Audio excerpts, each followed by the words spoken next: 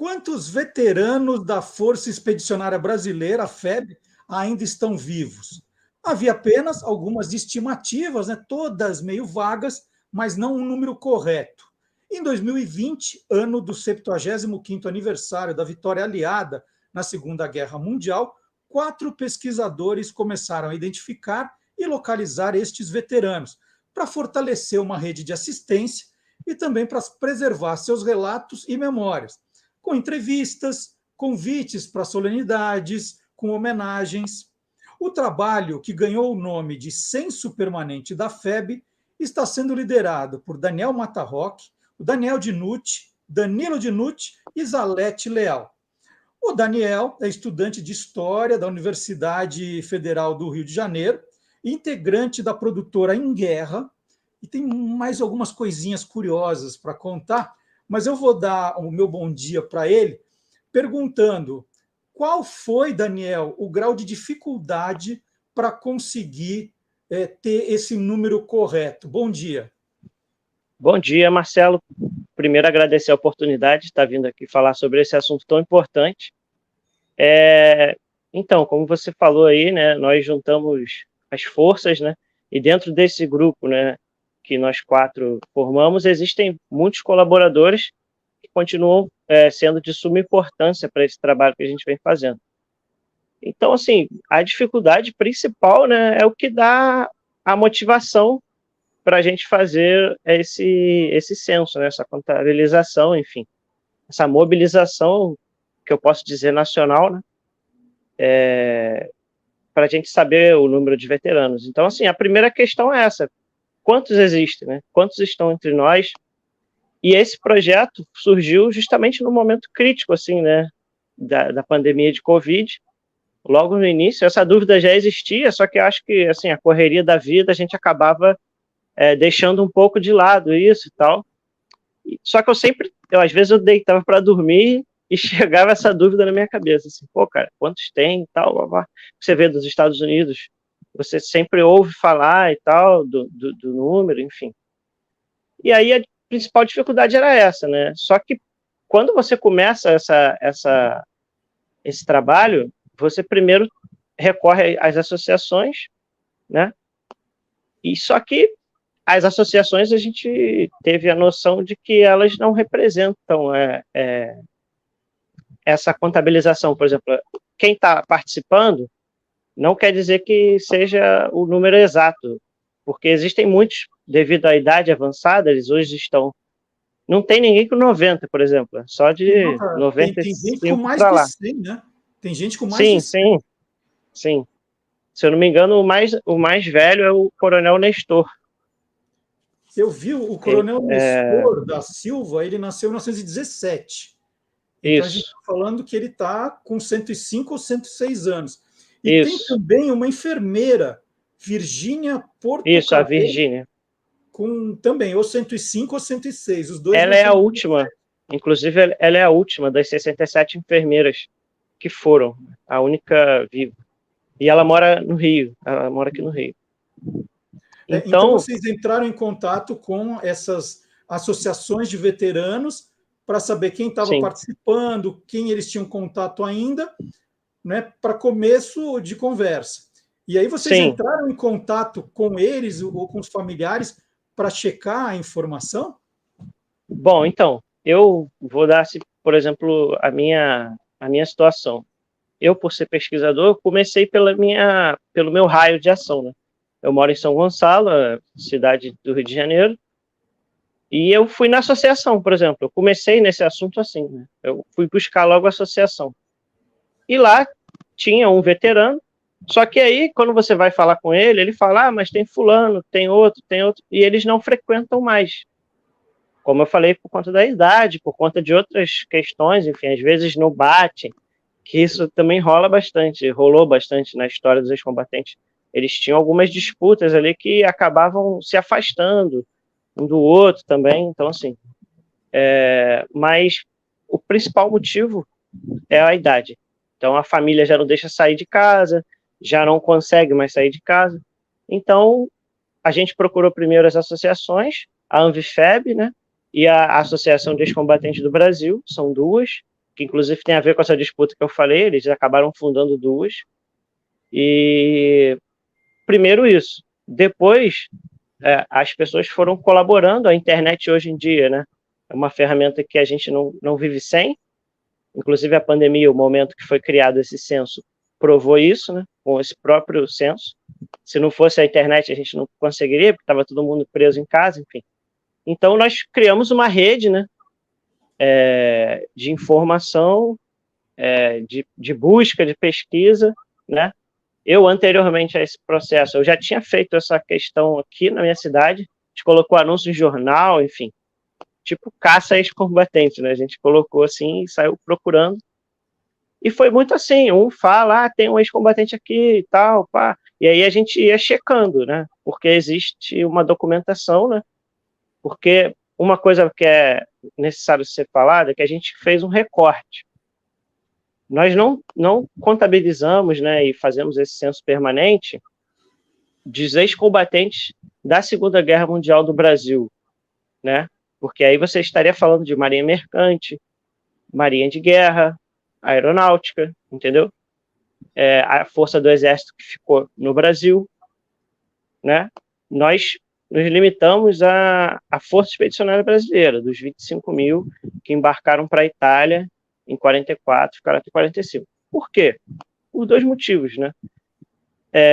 A gente tem mais acesso aos veteranos da FEB e é muito... A gente, tipo assim, se a gente já está meio no escuro, já estava no escuro com os números da FEB, se você ampliar isso para todas as forças, já era. Tipo assim, eu não faço ideia de quantos veteranos da Marinha estão vivos, por exemplo. Daniel, no comecinho de março, quem acessava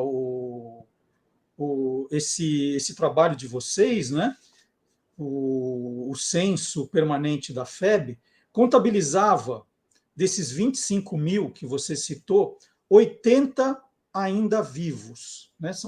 Eram 80 Sim. soldados ainda vivos.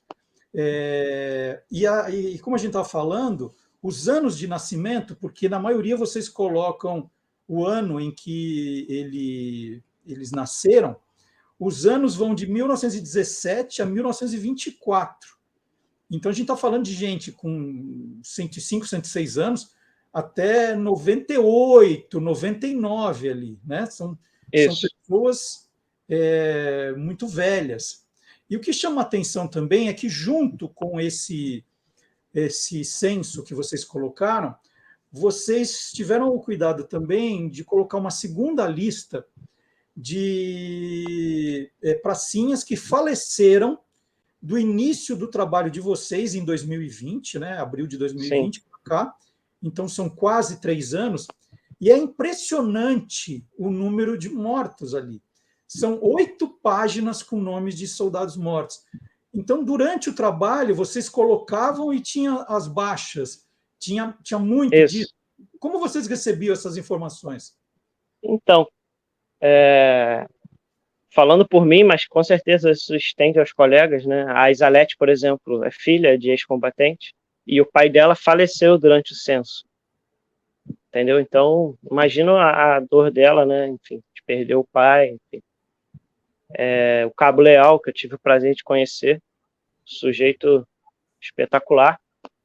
Então, assim, a gente recebe com muita tristeza. Esse levantamento, né? Quando nós começamos a fazer, despertou, assim, pelo menos para mim, mais ainda, né? Assim, como eles estão indo embora, né, cara? Tá acabando, eles vão...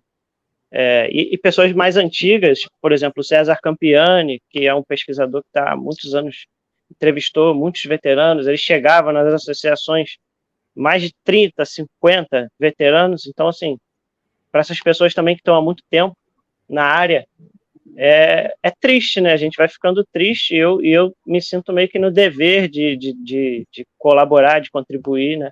Mas a gente recebe sempre com muita tristeza, porque esse e-mail, apesar dele estar sendo muito difundido na internet e tal, as pessoas se conhecem, sabe? Quem lida ali com os veteranos, quem conhece, quem vai aos encontros nacionais que ainda existem, né? Inclusive, rolou o último no Sul, e o Daniel Matarroque fez uma apresentação lá do nosso censo, e ele fez um vídeo, né, homenageando todos esses que faleceram, atualmente são 152, durante a realização do censo, entendeu? Então, é assim, é uma situação, ao mesmo tempo que esse trabalho é alegre, né, por a gente estar conseguindo, às vezes a gente descobria, né, vamos dizer assim, que o auge dessas descobertas já passaram, né? A gente ficava, caramba, descobrimos um, vamos tentar ir lá conhecer ele, enfim.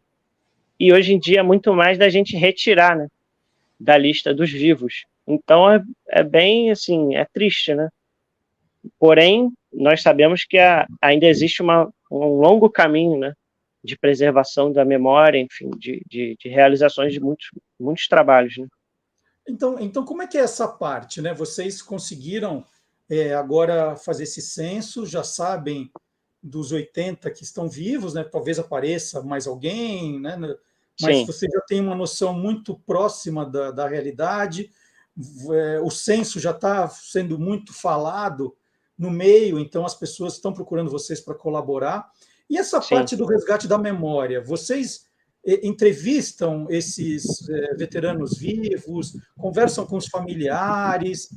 Como é que vocês estão fazendo essa parte do resgate da memória, Daniel?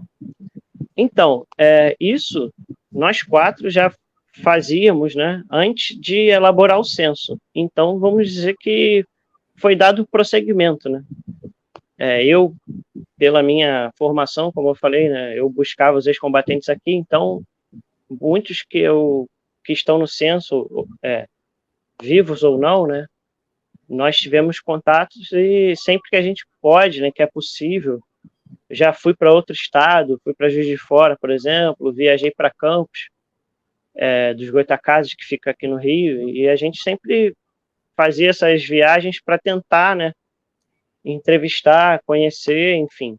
E a gente é um trabalho assim difícil, porque às vezes a gente esbarra em algumas coisas, por exemplo, família, como eu falei, eles já estão muito idosos, e na própria situação também do expedicionário, né? Tem situações que você não deve nem tentar alguma entrevista, enfim, você vai lá, conhece, tal, tudo bem, tal, e não entra muito em assuntos mais... Porque muitas vezes mexer com esse assunto é algo não tão alegre assim para eles, traz uma angústia, uma tristeza ao mesmo tempo, ou uma felicidade que às vezes não é para o senhor já sair ali do eixo dele, né? Então a gente sempre com muito cuidado, mas claro, o Daniel Matarroque, por exemplo, tem a produtora dele, Pátria Filmes, e ele já elaborou alguns filmes, enfim, e várias entrevistas. Eu também consegui, o meu irmão também. Me sinto um sortudo, cara, de conseguir, de ser a última geração que está conseguindo ainda lidar com eles, entrevistar, ter contato direto com a fonte, né? A produtora em guerra, então, vocês documentam também depoimentos Sim, desses veteranos. sim, nós produzimos artigos, imagem, a gente ainda não tratou essas imagens, enfim, mas nós produzimos artigos e algumas publicações temáticas, né? Por exemplo, na pandemia ainda, nós criamos uma série, eu e meu irmão, que o Danilo é meu irmão gêmeo, né? Ele também faz história, enfim, a gente caminha junto aí nessa jornada. Nós criamos uma série que são verbetes, né? Sobre os expedicionários. E aí a gente vai pegando, coloca foto e faz um resumo ali biográfico mesmo, com decoração, data de nascimento e tal. Para quem quiser dar uma olhada lá no Instagram, e tem o blog, e aí tem os artigos. Nós criamos um podcast também, que fala sobre isso, enfim. E vocês têm um trabalho também, né, que vocês têm roupas da época da Segunda Guerra, réplicas, não sei se réplicas originais, mas que vocês se apresentam também todos paramentados, não é isso? Então, quem faz esse trabalho muito bem feito, é um grupo referência no Brasil, é o Grupo Verde Oliva. Nós fazíamos parte desse grupo, né, fizemos parte durante alguns bons anos, e no momento a gente saiu, precisou sair, enfim, a faculdade, as coisas corridas da vida, são nossos amigos, continuam sendo. E sim, nós participamos com roupas que são reproduções. No meio de reencenação histórica, a gente não costuma utilizar itens originais por respeito mesmo à peça e à história. Algumas coisas não tem jeito, por exemplo, capacete, a gente consegue comprar na feira da Praça 15 aqui no Rio, em alguns outros garimpos da vida, a gente utiliza, enfim, uma coisa ou outra. Agora, as roupas, inclusive é o César Campiani que fabrica, e tem outros locais também, mas enfim, o César faz umas reproduções bem fiéis, até pelo conhecimento que ele tem. Então, a minha farda, por exemplo, de produção dele, enfim, mas o grupo faz um papel muito importante também de preservação. A gente vai nos eventos, né, o IA, né, eles continuam indo, e é um trabalho assim, você pega uma pessoa, começa a conversar, vestido ali, então elas vão até você, né, na verdade. As pessoas vêm até você vestido, e ali você consegue dialogar, e muitas vezes meu avô foi para a guerra e tal, e dali você já começa, daqui a pouco você está com o WhatsApp da pessoa e está pegando foto, tentando marcar uma visita, querendo ouvir alguma história. Daniel, você é um cara bastante jovem.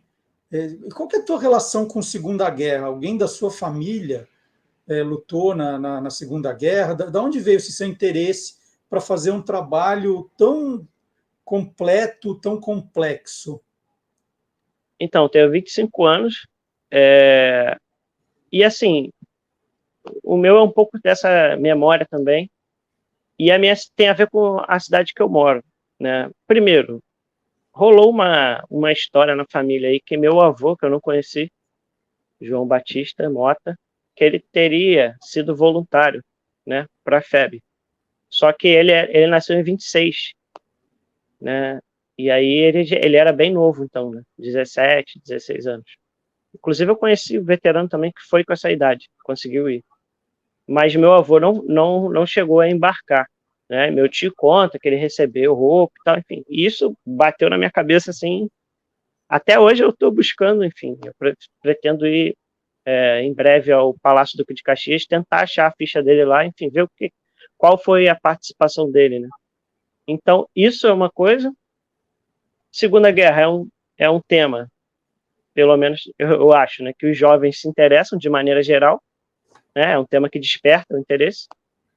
E a terceira, são quatro, na verdade. A terceira é que na minha cidade tem uma praça dos ex-combatentes, tem um tanque, enfim, que foi utilizado na guerra, não pelos brasileiros, mas foi utilizado. Então, eu sempre passava ali e falava, pô, que tanque é esse? Qual é a história disso? Tal. Então, despertou, sempre fui um cara ligado nessas coisas, enfim, históricas. E a quarta, que quando eu estava no terceiro ano do ensino médio, eu fui escolhido pela minha escola, eu e meu irmão, escola pública aqui do estado do Rio, para ir comprar livros, né, como representante dos alunos. E aí eu sou baterista também, sou músico e tal, e aí eu me deparei com o livro do Baroni, do João Baroni, né, o 1942, e aí eu fui e liguei, falei, guerra, Baroni, baterista, vou levar. Então, aí que eu descobri a FEB, entendeu? Eu gostava de Segunda Guerra. Aí, quando eu li o livro do Baroni, aí que eu despertei, entendeu? E aí, eu e meu irmão, e mais um amigo nosso, o Antônio, que é um grande incentivador nosso também, a gente começou a entrar e eu tô mergulhando ainda, não levantei. Porque é um oceano, assim, né, cara?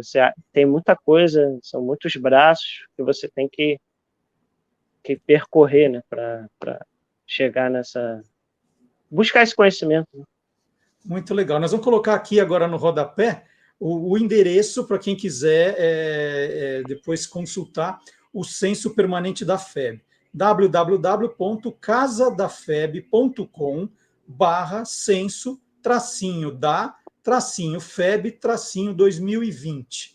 Então, www.casadafeb.com/censo-da-FEB-2020. E eu agradeço muito a entrevista do Daniel Dinucci, que fazendo um trabalho aí muito legal. Alguém tinha que fazer e que bom que vocês estão fazendo.